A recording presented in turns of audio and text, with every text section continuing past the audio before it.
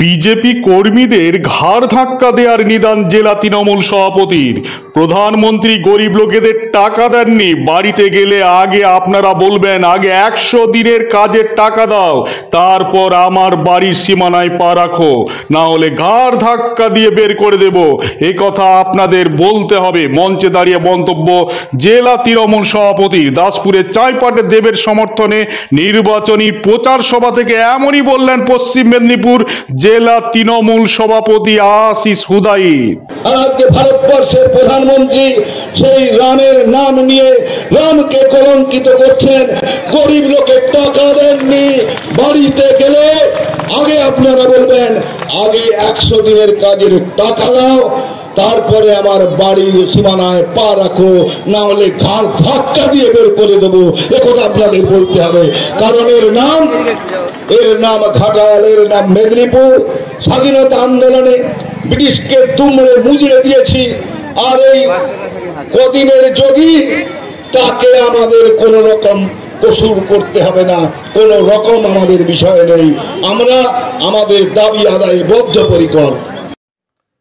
তৃণমূলের জেলা সভাপতির বক্তব্যটা অনেকটা বুথ কর্মীদের মতো লাগছে।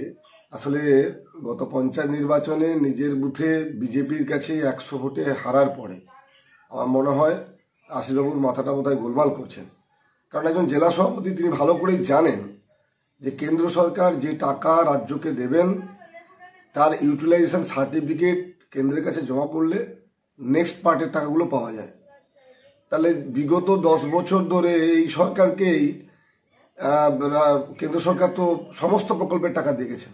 তাহলে বিগত আজ 2-2.5 বছর ধরে সেই টাকাগুলো বন্ধ আছে কেন? কারণ বিগত 10 বছরে প্রাপ্ত টাকার কোনো হিসেব এই রাজ্য সরকার দেয়নি।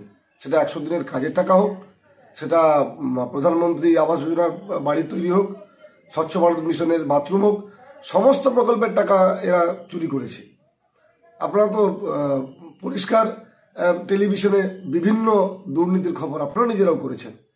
আসলে দেবকে নিয়ে যখন প্রচারে বেরোচ্ছেন, দাসপুর জুড়ে যখন প্রচারে দেখছেন যে মানুষের কোনো উৎসাহ নেই তৃণমূল কংগ্রেসকে নিয়ে, দেবকে নিয়ে, তখন আশিসবাবু বুঝেছেন যে হুমকির পথ আর বিজেপি কর্মীদেরকে ভয় দেখানোর পথ ছাড়া এই নির্বাচনে তাদের পায়ের তলার মাটি খুব একটা নেই।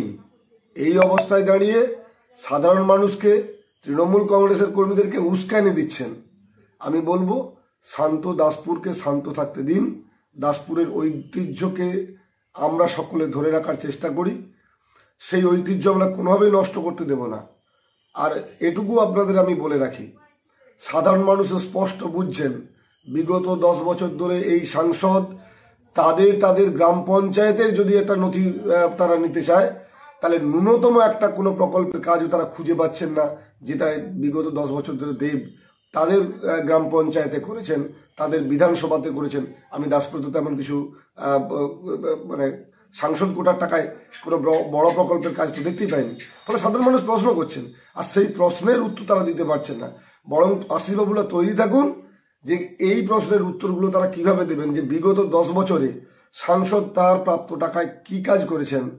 আর এই যে কাটমানি, গরু চুরি, তিনি যে সাংসদের নামে যে অভিযোগগুলো উঠছে, সেই অভিযোগের তিনি কি উত্তর দেবেন। ইডি কেন তাকে বারবার ডাকছে? আমাদের কাছে খবর আছে দিল্লিতে গিয়ে ইডি দপ্তরে গিয়ে তিনি টাকা ফেরত দিয়ে এসছেন। ফলে সেই সবের উত্তর কি দেবেন সেগুলো আগে তৈরি থাকুন।